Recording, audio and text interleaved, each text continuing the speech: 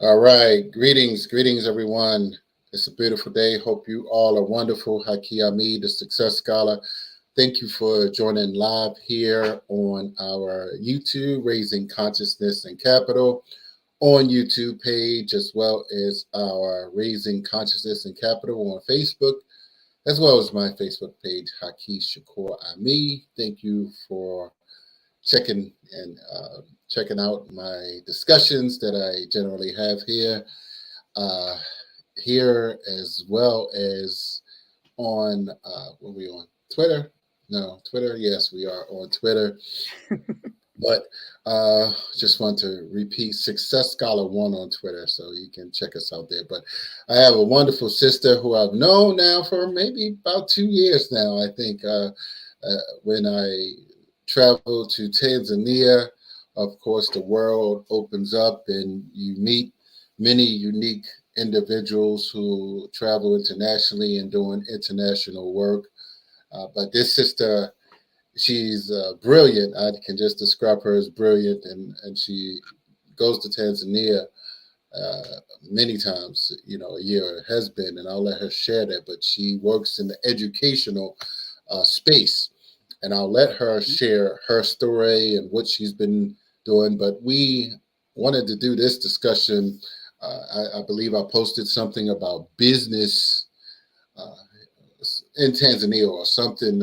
Maybe I posted an article or something, and we had a discussion about doing business in Tanzania because some of us, people who have come there with us, were very interested in starting different operations. And so last time we met with some individuals, but nothing like listening to our own people who have, been there, done that, or who have, just did an analysis of the challenges, both, from Tanzania and other parts of Africa and other parts of the world.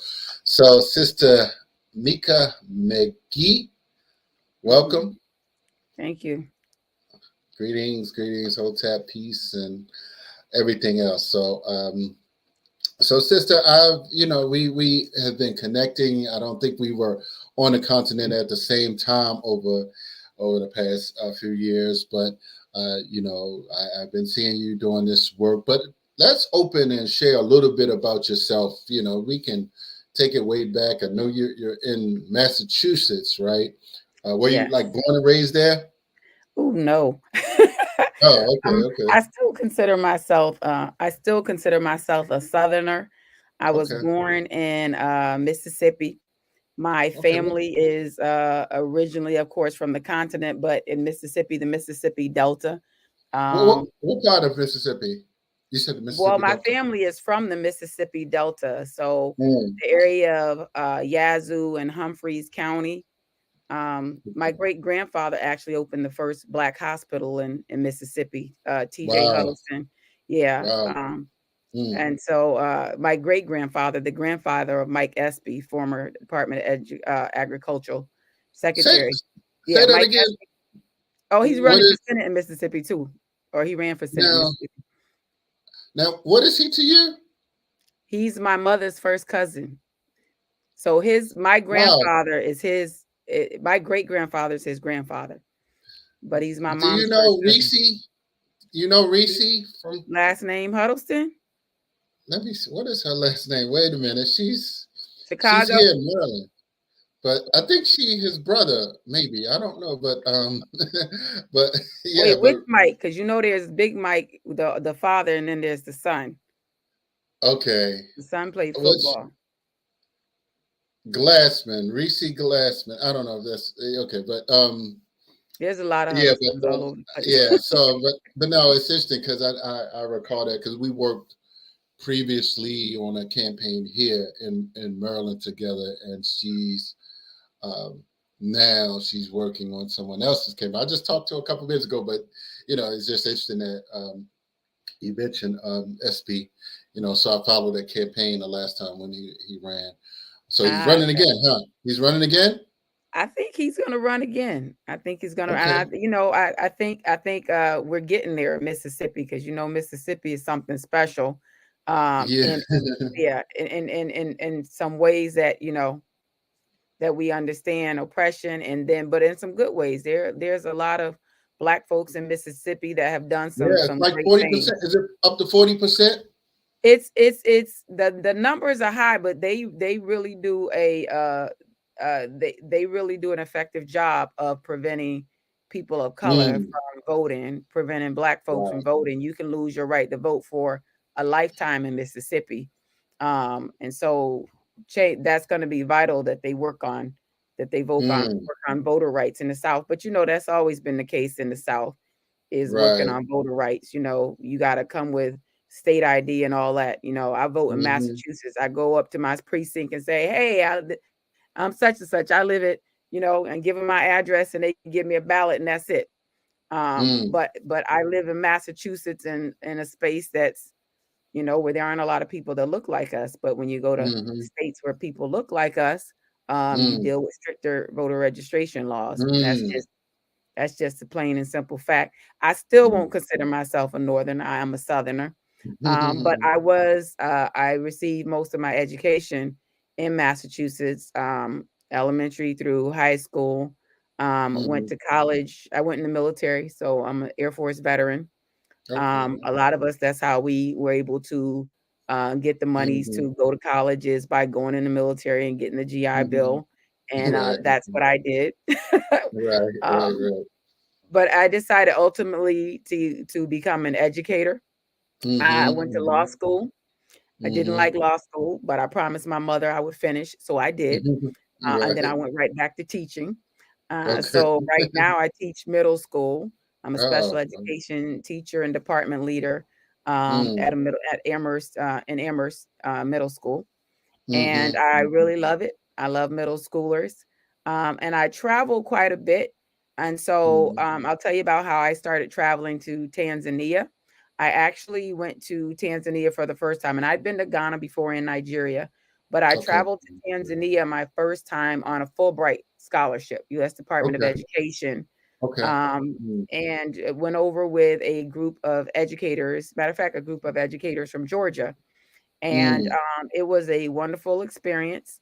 If mm, you are someone who teaches English language learners, it is quite an eye opener when you are immersed in a culture where you can't speak the language and you're trying to mm. learn the language.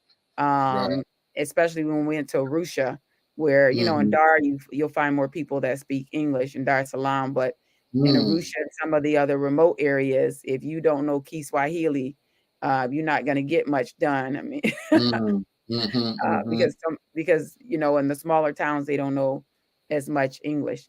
However, I thoroughly enjoyed my experience in Tanzania. We were there 5 weeks. It wow. was a wonderful opportunity with the Fulbright. We were able to go to the University of Dar es Salaam, learn Mm, lessons about the culture, the education system. We visited schools. We mhm, did travel to Arusha.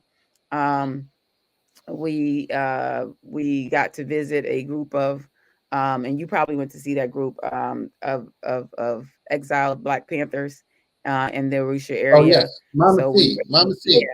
yeah, yeah, yeah, Oh, yeah. yeah. So Yeah, we go see yeah, Mama C every the time. first time you go visit them, you all and it's all tears and stuff when you know the history. Um, Right. so yes, we got the opportunity to spend a few days there. But after I went there my first time, I decided to come back home, and Mhm, I told my son had been to Ghana with me when he mhm. was really young, and he was looking to get into music. He's a music producer. And Oh, wow. so Mm. I was like, okay, well, come to Tanzania with me. He's like, no, because I tried to do it in Ghana and it was difficult. And it's difficult in Ghana because, when they say CP time, they mean that in Ghana. Trying to get stuff done, they mean that in Ghana, Nigeria. So, So I said, so well, you saying he was trying to his music in Ghana is what right. you're saying? Right, he Mm, was trying to kinda get into the music business in Ghana, and it's mm, interesting because maybe, like, a decade before, it would have been an easier, but, right now on the west side, the Nigerians have taken over, but Ghana used to be hot when it came to music, with wow. High Life, and now it's like Nigeria is kind of like Mhm. running I would say the west side, West Africa, um Wow. but I didn't want him to be involved in music in the United States. I just felt like Mm. the culture was not The something I wanted my industry. son involved I in. mean, like you mean like the industry, right? Like to Yeah, be, I didn't really want him involved yeah. in the industry in the United States, because there was just Mm. some stuff, frankly, that I was just like, I'm never gonna listen to you say that ever come out your mouth. So, um, Mm.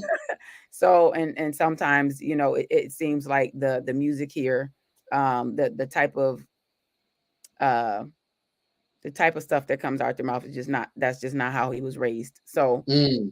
So I Very said, appropriate. let's Yeah. try Tanzania. And he Right. came there with me the first time. We were only there like a week. Mm-hmm. I was on Mm-hmm. break, and he absolutely fell in love with it. There are a lot of young Mm. people in Tanzania, and there are a Mm-hmm. few. I have a group of guys I call my sons in Tanzania, and so he was running with Mm. them the whole time. And he was like, "Ma, do I have to leave?" And I was like, "Nah, you can stay here." He's like, "Nah, Mm-hmm. 'cause I got to go back and make some money, and then I'll come back." So Mm-hmm. so we came back and we spent the whole summer, and Wow. I rented an area, and I don't know if you know Miko Cheney. I rented a spot in What Miko Cheney. is that in Dar or where? It's in Dar es Salaam. Yeah, Okay. it's a really nice area. Mm. Miko Cheney, and a lot of foreigners kind of hang out in that area. So I Mm-hmm. rented a spot, and we built a studio there, Oh, and wow. yeah, Wow. built a music studio there, and it was a great learning experience. We had the studio there for about a year, and Mm. he worked with various artists, and they produced music in the studio. They made videos. So Mm. we closed that studio down, and now he works out of, I don't know if you know Omi Dimpons. He's one of the Mm. he's a entertainer there. He's pretty popular, but now he just works out of that studio when he goes to Dar. Um, Mm. but business there is quite tough.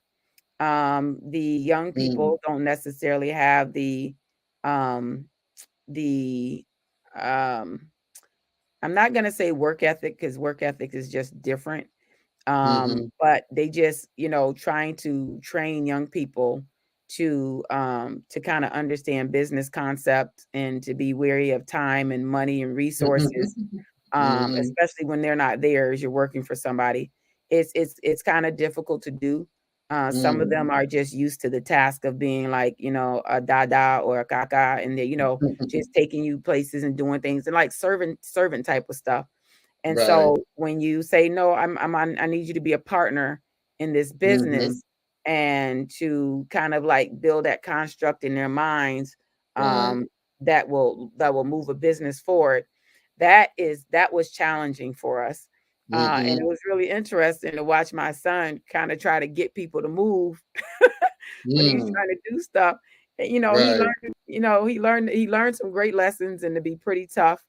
Mm-hmm. Like, okay, well, you're not getting paid if you don't do this, this, and this, and this is when you're Mm-hmm. gonna get paid, and this is what I'm gonna need out of you. Um, it Mm-hmm. was, but and then the structure of business there. So Mm. when you look at like what it takes to get a business license, Mm-hmm. as a foreigner, you can't just like, I'm not saying you can't, because I believe anywhere you got enough money, you can make something happen. Um, but if you're dealing with like limited resources, Mm-hmm. you're really gonna have to get a Tanzanian signed on to your business with you. Um, Mm-hmm. when Mm-hmm. you're not a citizen, trying to do things like purchase land, and not say you can't purchase land as a business, but trying to purchase land and trying to get a brick and mortar business up and running, it can be Mm-hmm. very difficult and very costly. Mm. To stay there as a resident, unless you're married, so unless you want to go marry somebody, but if you're just trying to stay there as a resident, it can be very, very pricey to do. And it's something that you have to renew every few years. And we're not Mm. talking about like, if it's actually cheaper to just keep renewing your visa, than Mm. to, but of course, if you keep renewing your visa, you have to leave every 3 months. But that Mm. might even be less costly than what it costs to renew a residency every couple of years. And Mm. so there's some barriers. I think that Tanzanians are just now, because of COVID, what I did was during COVID, because a lot of us got on a plane and just left the country during COVID, and I did for months. I Right. grabbed my two youngest, and I was like, "Let's go," and we stayed Mm-hmm. in Tanzania for months. Um, Mm, and so, but there were quite a few African Americans over there who couldn't get into the countries they would normally go to, like, Ghana and Nigeria. And so it was just mm. difficult. Nigeria was like nobody wanted to navigate trying to get in there at that moment. It's already You hard enough saying to get to Nigeria just on a regular basis when it comes to getting a visa and just getting through the process. right. So a lot of but Tanzania was like open for business all during the height of COVID. And so Right. you can like get Right. on a plane and it was like a year before they even like tested people. You could literally get on a plane, get off, and just walk out the airport and do whatever you wanted to do Mm-hmm. in Mm-hmm. Tanzania. So a lot of African Americans were over there during that time, and I Right. think they had never experienced like African Americans that were coming over and considering like staying, opening businesses. They Mm, hadn't had that kind of an experience like Ghana right. is used to, like the West Coast, like the Ghana and the Gambia and Nigeria, Mm-hmm. where you are Mm-hmm. used to African Americans coming to stay to live. Mm-hmm. Ghana even offers a right of abode right now. And so you don't Mm-hmm. even have to be married. You can go to Ghana, and if your intention is to stay, you can get a right of abode, and which makes it Mm-hmm. easier for you to do business if you can get citizenship in the country. Mm, So it's so Tanzania is tough. Um, we're looked at kind of as foreigners. I think that mm-hmm. has kind of we've turned the corner with Nigerians and Ghanaians and West Africans not seeing us as foreigners, but more like Mm-hmm. cousins who've returned. But Right. Tanzania is still getting there. And it's probably because until recently they haven't had the influx of African Americans that Ghana and Nigeria and the Gambia and Sierra Leone and all of them have seen. And Mm-hmm. Sierra Leone now offers citizenship if you have any Yes. Right. DNA Thank you. Yes. connection whatsoever, which Mm-hmm. I do. So I'm on my way. Oh, right. Yeah. No, I remember you posted that. Yes. Yes. Yeah, Yes. yeah. So, Beautiful. and quite a few people that I know. A matter of fact, there's a lady I know that was in Tanzania, and she was there, and she was like, "I gotta go. I'm going to Sierra Leone," Mhm. and Mm, because she'd gotten her African ancestry test, and she went to Sierra Leone, and she got her citizenship. mhm, mm, no, And it's much yes, easier to do business when you can buy land as a citizen. In Tanzania, right, you have to give up your American citizenship to get citizen. Nobody's giving up their American citizenship. Nobody's giving up their blue passport. My ancestors fought too hard. I'm not giving up my blue passport. yeah, no, I didn't know. So y- you saying to buy land, you got to give up your American citizenship, No, to or become a to get citizen. The only way you okay, can buy land is to be a citizen. right? And if All you're a right, right, citizen, then you have to give up your American citizenship. They don't offer dual citizenship in Tanzania. Now you can get mm-hmm, married and your husband or your wife, you can get land that way. But I mean if you're right, just operating on your own. So in right, West Africa, you can get citizenship in some of these countries that offer paths to citizenship, which will allow you to buy property and own on your own. Now everybody has to do their due diligence. And mm, I'm not saying anything is easy anywhere, but mm-hmm, mm-hmm, when it comes to just clear processes and pathways to citizenship, they offer dual citizenship more so in West Africa than in Tanzania. So mm, I don't know much about Kenya, so I'm just speaking about Tanzania. right, right. Wow, no, thank you for sharing that. And interestingly, about your son, just going back with him, and yourself, helping him, being involved in music. So, as our group with the Teaching Artists Institute, uh, we have been going, of course. I mean, we never spent a lot of time in Dar. It was more of a pass through, but we have initially we went there to partner with Tasuba which is in Bagamoyo, which is the Mhm. art art and music school in Bagamoyo. Bagamoyo is also the historic slave area. I Mhm. mean, and for the audience. So, but and they would take the slaves from sometimes further in to Bagamoyo to Zanzibar.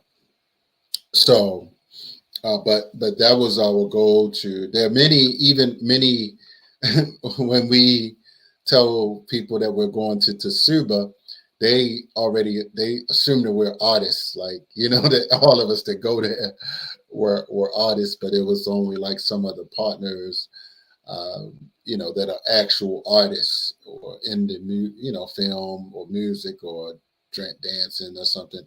So theater as well. So, but it's then when we were in Bagamoyo, uh, the last I don't know if it was the last time, but we met Ali Kiba, and he's like and there was another one that we met too. Oh man, I can't remember his Tommy Flavor.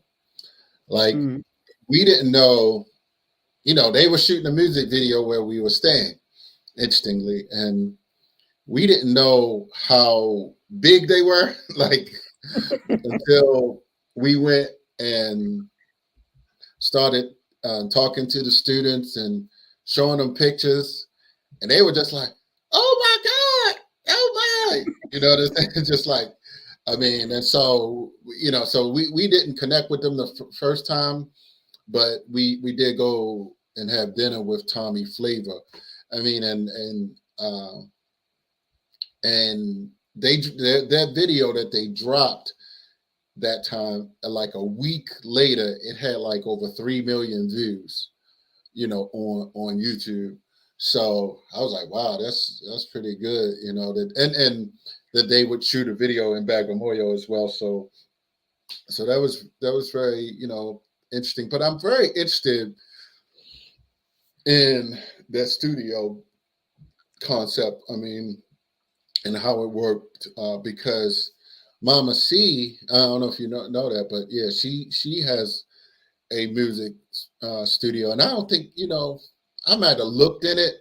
Like I'm not an artist, so I wasn't like I'll go and walk past and look in it, but she has been doing some things. I mean, she's an artist singer herself as well and played different instruments, but I know that. And that's one of the things that was one of the things I was looking at in Bagamoyo. Like, where, do they have like, something to, Mhm. record? I mean, they have a theater, but Bagamoyo is not like Dar. It's kind of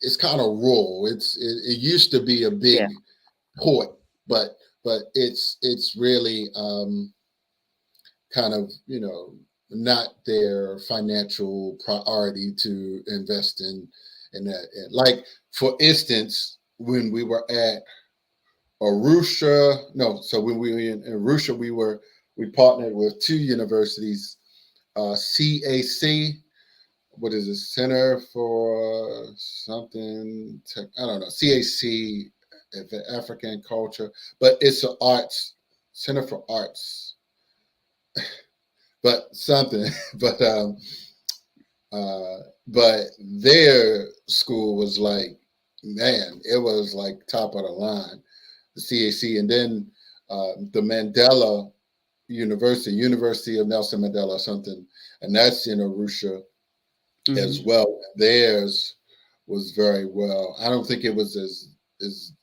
nice as, well, both of them were pretty nice, but CAC had the nice facilities there. And so, but Arusha is, kind of like a, you know, more metropolitan, if you will. Some parts Mhm. it's, very touristy as well. And that's what I noticed. A lot of tourists. I think the last time I came from Kenya to Arusha to Dar, and I saw more people getting off in Arusha than Dar, and I didn't Yeah. know. Well, Kilimanjaro. You got Kilimanjaro. Oh, You got right, national parks there. You also have Kilimanjaro. And right, frankly, if you notice the weather in Arusha is kind of on the cooler side. And right, so, right. yeah. Yeah, no, that's what I said. I mean, we were freezing like the last time. People were like, Yeah, you but for cold? some folks, that weather feels good. Right, right, I right. like No, hot weather, but yeah, yeah, no, I can get it. Yeah, some people coming from the Caucasus Mountains and places like that. So, so right. So yeah, so I can see that, but definitely, I just in terms of different artists and how the whole East African region, 150 million people in 6 countries or something, and I'm thinking of the Swahili language, how Mhm. 150 million, and maybe some more, but that's numbers in my head.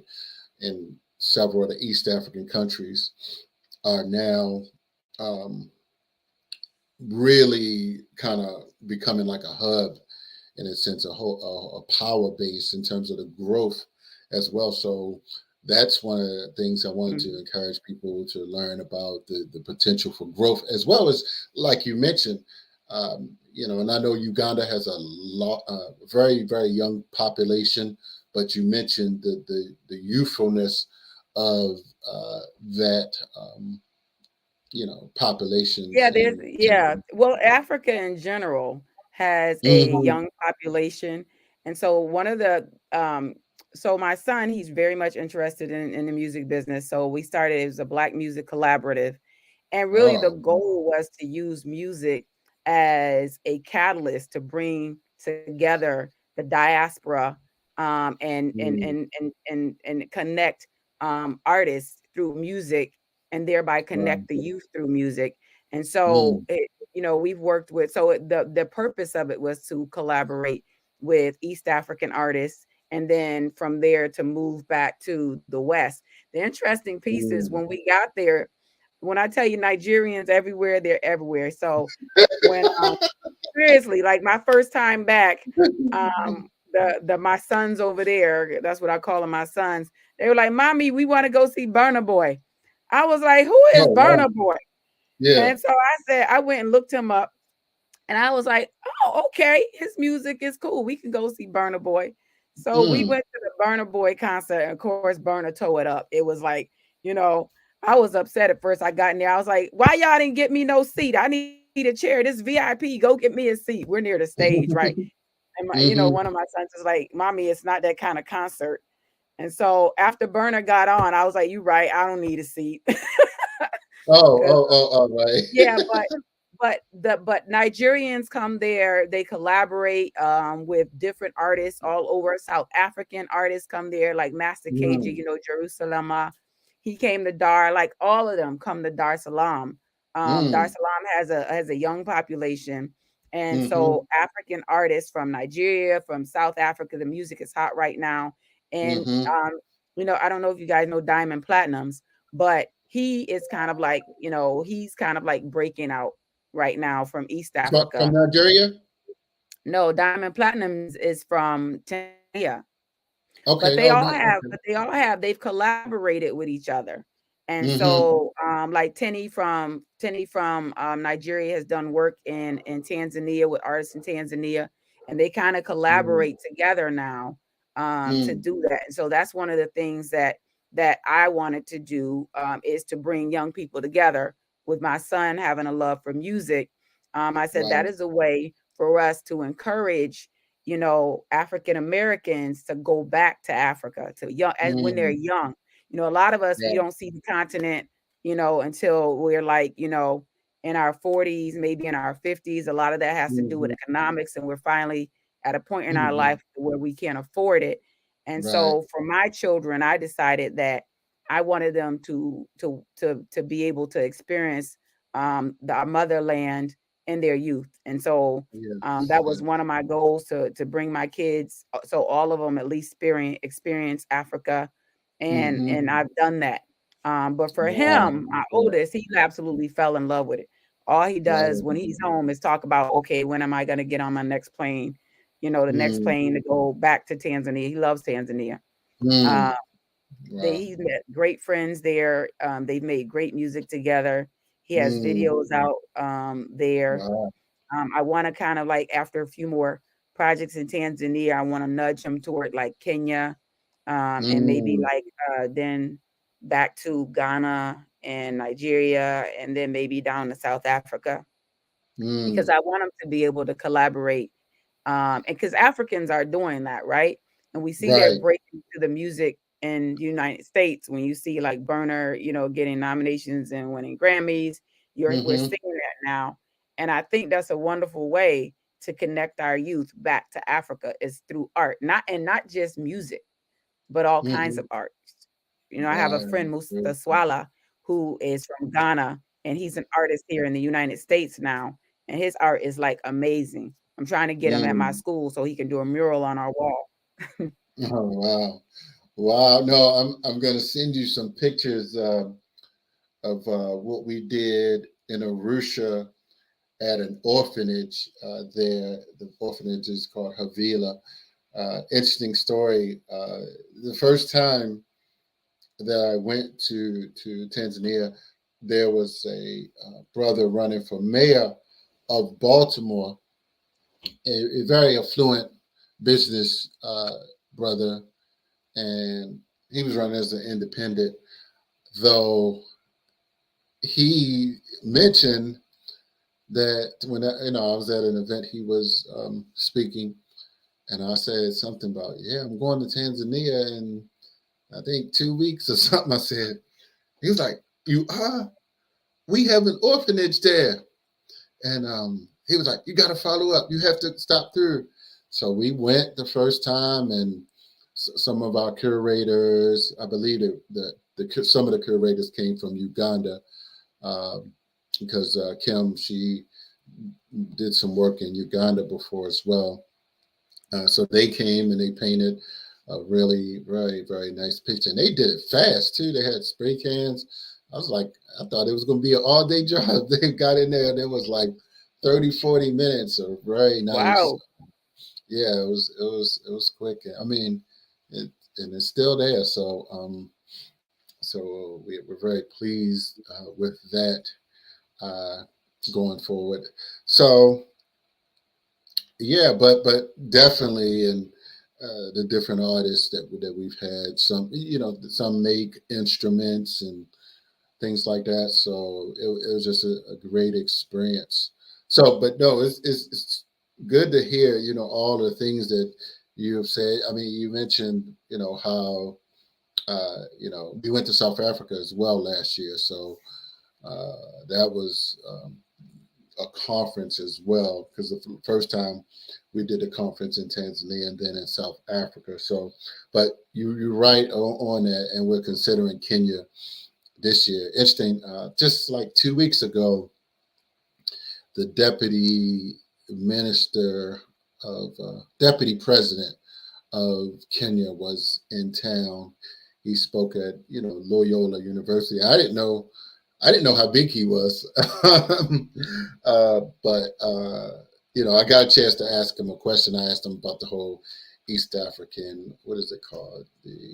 They have a kind of like a collaboration East African committee or something. So I had an opportunity to ask him a question, but I started looking him up, and one point he was like listed as a billionaire. I didn't know, but when I posted something in a group, one thing I've noticed, like, if you post some things like very, people in the continent, they it seems, whether it's true or not, but they feel like their leaders are corrupt. So when I posted something about him, he's corrupt. He's corrupt. I was like, man, I don't know, like all the details of, but interesting. There was at Loyola University a European woman who asked him, like, well, we we in the United States, you or something about he was about to be tried for at the Hague or something, and she said, Mm-mm. "Do you have anything to say on that?" He beat the charges or something, but he or they were dropped or whatever. And so she asked him about the Dr. Rutu. I can't recall his first name. Rutu, Deputy Minister RUTO, in case anyone watched this later. I But don't I no, don't get into politics in Africa.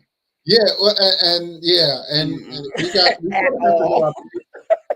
we sort of have to know our place on some levels because I mean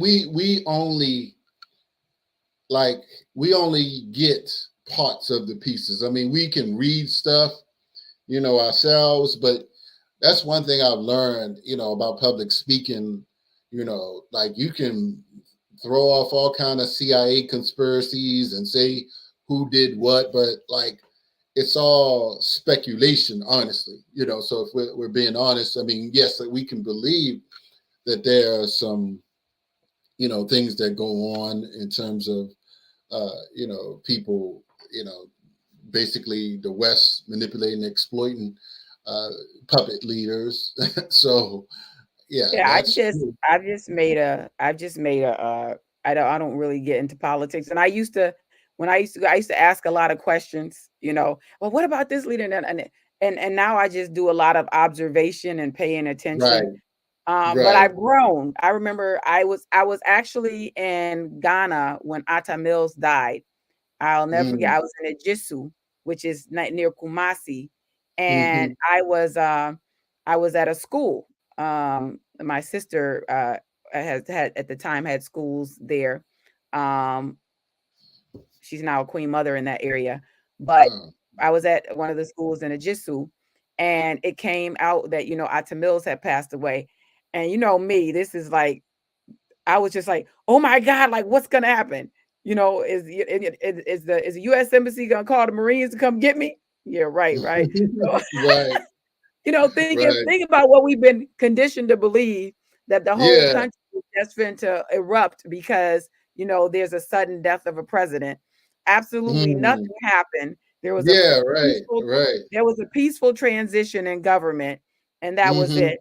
I was in Tanzania when Magufuli was Oh, reelected, oh, you and were so okay, okay. yeah, that was an interesting week, but we survived it. Mm, But I was there the when he was reelected, and then I had left. I think like maybe a couple weeks before they announced his death. I know that I was there when no one had seen him, but I was there like a couple weeks. I had mm. left a couple weeks before they announced his death. But what I learned is like I don't get into politics there because first of all, I don't know enough. And, Right, right. they say, oh, this person's corrupt or that person's corrupt, for various reasons. If we understand colonialism, then we should Mhm, understand some of what is causing the corruption. Certainly, the neo-colonialism has mhm, left its mark and continues to impact African countries. mm, The Chinese relationship in Africa is getting really interesting. mm, You will see the Chinese everywhere. And so that's becoming a significant economic factor in Africa too. So mm, I just pay a lot of attention and do a lot of reading and figuring out and just observing what I mm, see when I go where I mm. go. Um, Yeah. but as a visitor in a country, to come there and then have heavy opinions about who their leadership is, it just make more sense to Right, keep your mouth shut. Even if you do have a heavy opinion about it, you think right, you know more than they do, and you don't. So just keep your mouth shut. right, I mean, right, right. that's what I've come to feel like is the best Exactly, way for me to exactly. to peacefully exist in other people's Agree, spaces. So agree, agree. Yes, no, absolutely, absolutely. And a good brother Nkosi on here. I don't know. He said that he was in Senegal, Mm-hmm. and he was kind of calling out somebody, and saying that they are part of the European establishment or something. But he said that he learned because the people with them with their M16s was starting to look at him a little funny, and like because he was a little loud with it, and so he said he had to learn like, all right, he ain't gonna try to go up. There's a way in how you Yeah, have this these is not discussions. America. We that's our culture that we talk Right, about our leaders, and we right, could have we could have a whole YouTube channel that's dedicated to dogging out either a Republican or a Democrat, a local leader right, or national leader, and that's what we do. That's our culture. That is not the culture in other places. Um, right, so you have to learn when you're in other people's spaces, what their rules are, and follow them. You know. right. Interesting. So you mentioned, in terms of politics, I'm active here in the Baltimore area in different spaces. I'm advising a campaign, I'm actually a campaign manager on one particular campaign here. I think she's doing quite well by listening to me. But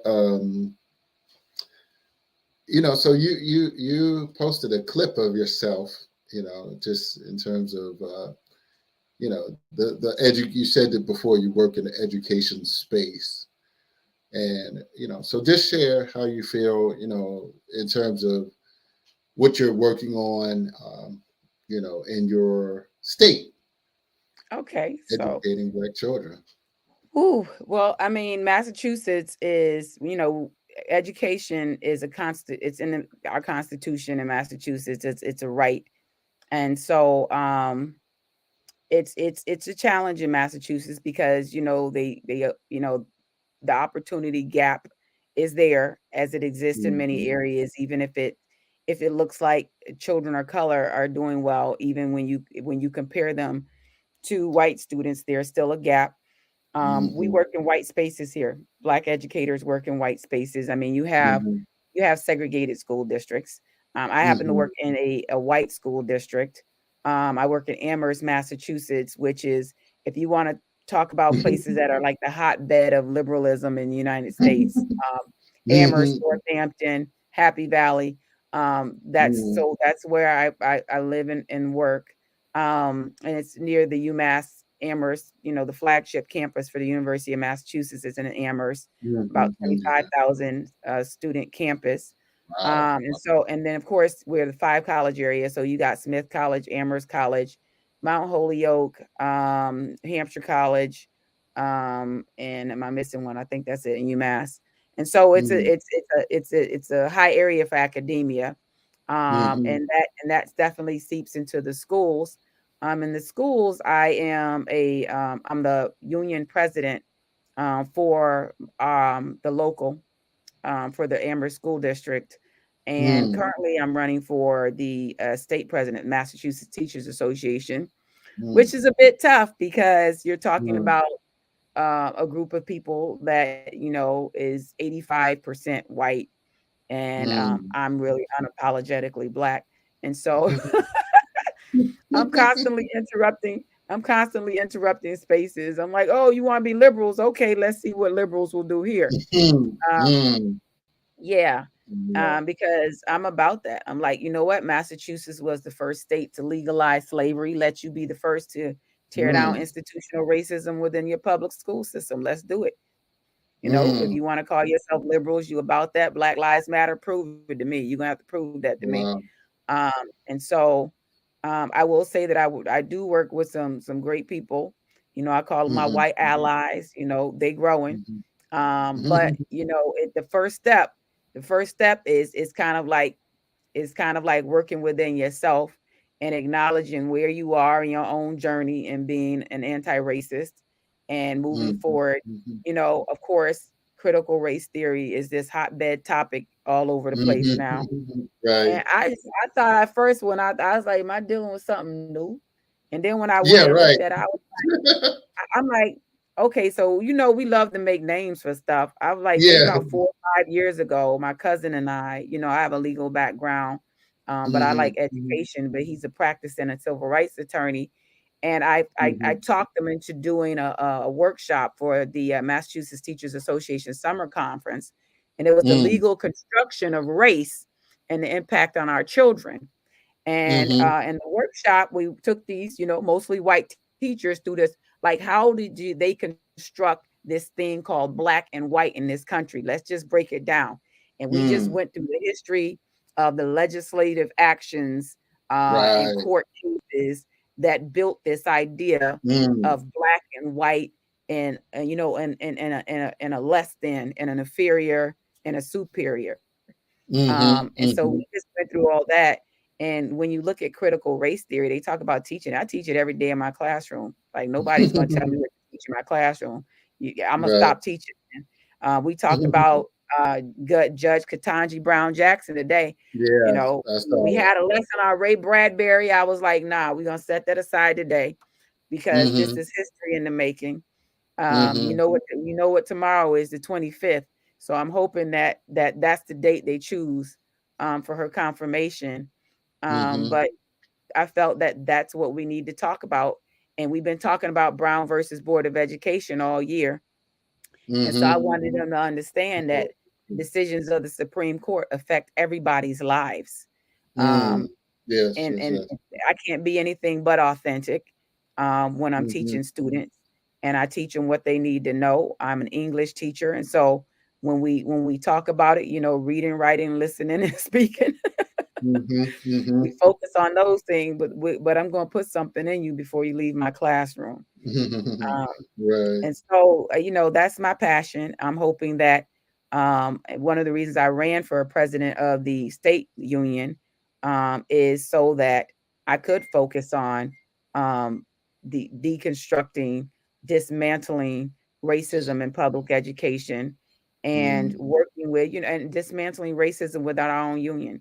White people Right. in Massachusetts love to call themselves liberals and think they Mhm. just as racist as everybody else. It's Mm. just overt racism. In the South, you got just straight up, I don't like you. Mhm. In the North, Mm. it's something insidious. And Mm. so you gotta like dissect that stuff and pull it out of people because they won't Right. just it's Right. just not there for them to just show you. You Mhm. gotta pull it out of them Wow. and say, Wow. Yeah. see what I found in you. Mhm. And Mm. just challenge every microaggression. It's just like, okay, wait, Mhm. let me tell you what you just did. Right. Right. Right. Right. Right. Right. Right. Absolutely. Absolutely. Wow. So I know yeah. Baltimore is different. Yeah. It's interesting because you have different. I mean, you have the plantation liberals, and then you have those that kind of grow up like impoverished. You know, so they more so they identify with black culture. You know what I'm saying? Because they'll walk around like and say yo, and they call each other the N word, like the young white ones, like literally. And that's where I mean, even when nobody's around, because one time I was at work and I looked out and I saw them talking to each other, and they were saying in this talking to each other, and I was like, I mean, nobody was looking at them, so I'm just, it's just like it made me think like, okay, they don't really, they think that this is cool, like it's a different type of term for them, in their sincerity to be cool or urban, whatever, they think that this is it, you know, like I saw one movie. Um, where some white kids, um somebody or the some black kids came and called them the ends, and they said, "Oh, cool," like they were happy to be referred to as that. So Woo. it's just instant dynamic in terms of knowing the and I was just trying to explain this when I was in Virginia. I was trying to explain the different levels and types of race consciousness that some have. We were speaking in the context of Trumpism and conservatism versus the Klan neo-Nazi philosophies, because as I was studying the whole alt-right conservative, the Klan versus the neo-Nazi, the fascist, you can see how some of them move a little differently, and they verbalize their race consciousness, and they call it there's race consciousness. Uh, they verbalize it or express it differently than say a white conservative, like say a Trump or a Tucker Carlson or someone. So I mean, we talk about the KKK, right? And mm-hmm, when we look at their history, but when you think about what the KKK did in their, in their terrorist activities, we also had the founding fathers of the eugenics movement. And mm, when we look at how they were able to implement law, how they were able to yes, right. And so when you think of what's lasting, the KKK right, has surges where they're strong at some points in history and they're weak in other points in history. But when you look right, at some of the things that the founders of the eugenics movement have done and the laws that they put mm-hmm, in place, those wow, laws are still on mm-hmm, the books. When I tell mm, students, we say this is a civil rights movement. It was a black movement, but this was really a human rights movement because Brown versus Board mm, of Education didn't just tear down, oppression for blacks. It didn't just integrate schools for blacks. When you look at versus Rice and an Asian man trying to send his daughters to a white school, guess what? They couldn't go to them white schools either. But you know what mm, Brown versus mm, Board of Education did for them? It mm, kicked down the doors for a lot of people, not mm, just people who are non-white in this country, for people wow, who were non-white in this country to become white, like the Irish mm, and the Italians and the mm, Jews and the Polish and people who, when they got to yes, this country, they was putting the same old "we don't care nothing about you, you unfit." You had this mm-hmm, eugenics of who's fit and who's unfit category. They were in the mm, unfit category. But a lot of mm-hmm, the progress that we made um, for the sake of improving the lives of our people just didn't improve the lives of our people. It was a human mm, rights movement that anybody that was put in that unfit category was benefited from. And mm, so that's a lot of what I teach these students. And we talk about that. Our first book of the year was Warriors Don't Cry with Melba Patillo Bill and Little Rock Nine. And so, and mm, we talk about like what did this little girl go through, 15 mm, years old, coming into this school and mm-hmm, having to deal with being called these words and spit on and kicked and what she went through. Um, that's the kind of stuff that our students need to be learning. And so all these people who are against this idea of teaching the truth about the past, that's the only way I'm gonna teach it. And wow. so because I'm in the English class, you're going as long as you're reading about it, you're writing about it, you're speaking about it, we're listening, and as long as you're learning those skills, you can be creative with the content. Mm, yes, yes, yes, yes. No, you. I'm glad you brought up those things, and it made me think about two things when I was in South Africa. I don't know if just first seeing how people interact, of course, and then talking and learning the history, and then doing my own research. It kind of synergizes, but it made me, when you talk about eugenics, it made me think about how many of the white South Africans, as well as the Nazis, uh, they learned many things from America, right? You know what I'm saying? So you know, We there's wrote the this book and sent it right, to the right, right. Nazis. Yeah. So there's these interlock Not this we, they. what is it? Anglo say Put again? myself in that. The Anglo-American establishment. There's actually a book out called The Anglo-American Establishment. So so understanding that these people sort of have these philosophies and they're intellectuals or in academia as well as high levels of politics as well. So they're these interlocking connections. And that's why I appreciate, people like yourself and Dr. Claude Anderson who understand these different laws and policies. So we're able to, have these conversations and dissect to, bring these things open. So, but I ain't want to hold you up here, but I appreciate this conversation. It's been a long time coming, of course. And so, when are you going back anytime soon to Tanzania? Oh, I want to go this summer. My son will be leaving to go back next month. Oh, At the really? end Wow. at the end of May, and then he'll be there probably for a few months. If I go, I'll Wow. only be there for a few weeks. I'm trying to spend most of this summer in Ghana. Okay. Um, Okay. and Okay. so my sister's in Ghana, and so I'm All trying right. to yeah, so I'm trying to she lives there. She loves Ghana. She's a Wow. citizen. And so Wow. she's Wow. yeah. So I haven't been to Ghana since before the pandemic. I've been just, Mm, going back and forth to Tanzania. And so I'll right. go to Right. Tanzania this time, but I wanna spend most of my time in Ghana.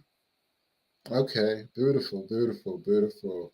But Well, we'll okay. eventually connect. Maybe we could be on the continent in the same time and same Right, space. right, right, right, right, right. True, true, true. Yeah, I'm, I'm, I'm doing two this year. I mean, for sure, possibly three, but definitely two. So, we'll know definitely in July, August. So we'll see how long I get to stay. So, all right. Well, definitely, sister. Thank you. You want to put out any You're contact welcome. information if anybody want to look up your work or anything? You got YouTube or anything people should want Yeah, to sure. follow I you mean, I'm on Facebook, Mika on? Right. McGee on Facebook. I think I'm that same thing on Twitter and on YouTube. Okay. Okay. Sounds good. Sounds good. Yeah, Well, so definitely. yeah, Mika Yeah. McGee. All right. All right. So that sounds good, sister. So thanks again and Oh, you're have welcome. yourself a Thanks for wonderful inviting me. evening. Yes. Yes. Yes. Great to have get this done. I'm sure the audience will appreciate it. So you have yourself a good night and You send the too. greetings to your wonderful son. And Thank we'll you. I talk to you. will. All right. Good evening. Peace and blessings. Bye-bye.